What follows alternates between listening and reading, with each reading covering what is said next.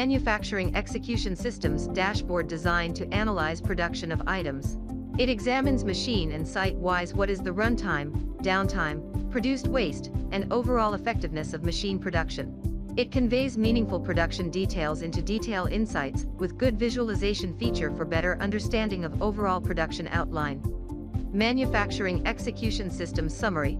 On selection of waste, overall equipment effectiveness, and downtime buttons below mentioned visuals will filter according to that. It displays waste percentage, downtime percentage, and overall equipment effectiveness percentage by site. Waste details shows produced wastage by machine and site.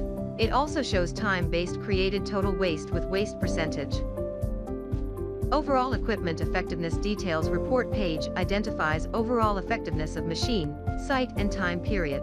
It displays site code-wise overall equipment effectiveness. Downtime details insights displays machine and site-wise total runtime and downtime. Downtime details also shows time-based machine runtime, total downtime, and downtime percentage. Thank you.